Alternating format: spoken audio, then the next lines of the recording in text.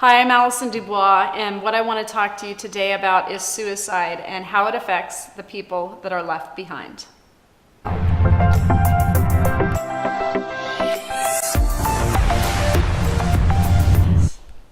So Tom, you know my experience with bringing through the dead. I've brought through many suicides, and I know what they tell me and how they were feeling, but can you explain to us, maybe in somebody's chart, can you see suicide? Can you see that they're more likely to commit suicide? What do you look for?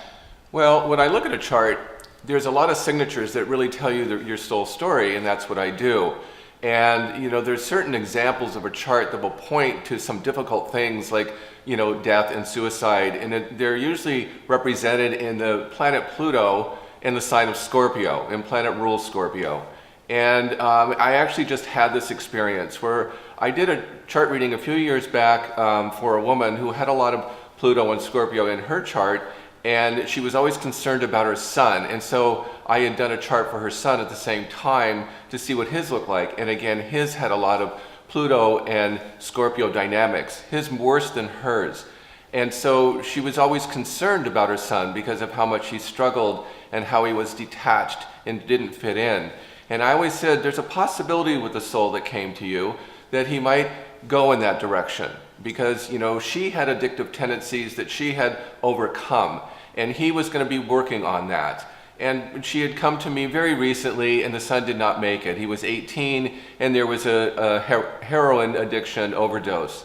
And so we had to work through that and let her know, because I told her even back then, once they're adults, this is something that they're going to choose. You're going to do everything you can to help them, and you're going to feel like you're going to need to spend special attention on them because of these issues. But you can't control the person's outcome. And so in the case of this boy, as tragic as it was, he didn't make it, and sometimes that happens. That's actually a really good point. Parents, once your child is an adult and they age out, we have no control over whether they take medication, right, whether or not they're not drinking too much, not trying to self-medicate to find balance in their systems, right, that parents don't have that ability once they're of age. So, but they feel the same guilt as if the child was a little kid. Yeah, and the parents are always going to question, what didn't I do that caused this? Right. And I can tell them in the chart, the soul's already struggling with that as it did in its past life. Mm-hmm. And it chose you to go through these similar dynamics. So usually one of the parents themselves will have these issues, right, like the mother did in this example. And again, she made it, but her son did not. And so it's just, she understands now. Mm-hmm. It doesn't take the pain and the grief away, though. Right. I don't want the parents feeling that it was their responsibility that they failed because they didn't. Right, and there often can be a genetic passing down of chemical imbalances. Absolutely. And I think parents often feel guilty for either choosing a mate that had one or that it came from their own family, right, and struggling with that as well. So suicide affects everybody. It touches everybody connected to the deceased, and it's one of the most tragic passings, in my opinion. And again, there's a lot of karma that we come in with that is difficult. Most charts will show difficult karma. Mine, personally, my mother did commit suicide, and by the time I was 15. And so I grew up being very aware that my mother was in pain, in struggling. And so addiction became a part of her needing to feel she wanted to escape, which I always think the drugs and alcohol, they're like the Groundhog's Day of escape. It happens over and over. You're always feeling this pain and this sadness and misery, and so you're looking for ways out. And in case of my mother, she found her way out. And I never blamed her. I just was so attached to her unhappiness. Actually, when she passed, I was happy for her because she was free for the first time. I think a lot of people who are evolved souls get it once, like you do, mm-hmm, once the person's passed, that they're no longer struggling, they're no longer in that period of pain, and it's this all-consuming when they let me feel how they felt, the despair that they feel, and it has nothing to do with having enough friends, it has nothing to do with your mother loving you enough or your dad being there. It's this just deep ache that's hollow inside of them, and nothing brings them joy. Right. So all they can do is drink or drug, and try and fake happiness or fake joy, which is bipolar. They're either all the way up or all the way down, and there's no in between. They can't find a balance or a sense of peace. But when they cross, that chemical imbalance is gone. And I always like to tell the family and friends of people who pass from suicide, they have found a place of contentment. They no longer have that back and forth energy inside of them that just drives them up a wall, that they can't feel like other people feel. They see happy people and they can't relate.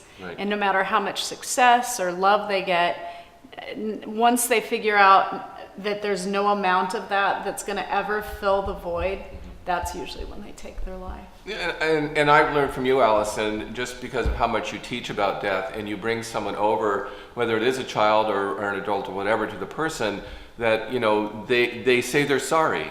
You know, they're clear now on the other side. And I always feel a lot of peace with that, which is why I think what you do is so valuable for those who are really struggling, because they can come back and say, I'm sorry, I just couldn't manage it this time round. And it validates what we're talking about. They truly feel badly. They see that they've put us through pain. They're with us every day, seeing us go through it and try and understand it. And they sit beside us saying, it wasn't you.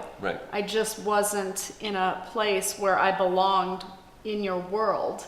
And they just feel like they're now in a place of contentment and where they do belong. And it's almost like, I say sometimes they seem like angels that are born, where they're just too sensitive.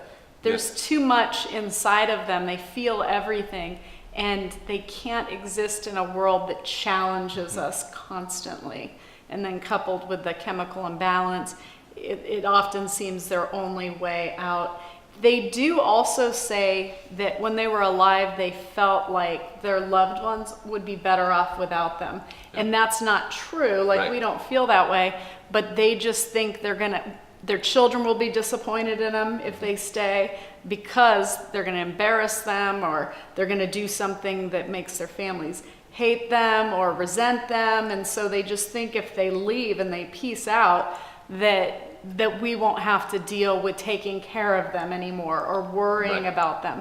So that seems to give them an out, thinking that we'd be better off without them. But for anybody that has somebody they love that they see going through a bout with a chemical imbalance, or that's manic or bipolar, meaning you're either all the way up or you crash and you're all the way down and depressed, try and find them help. You know, reach out to resources, suicide hotlines. There's a lot of different resources.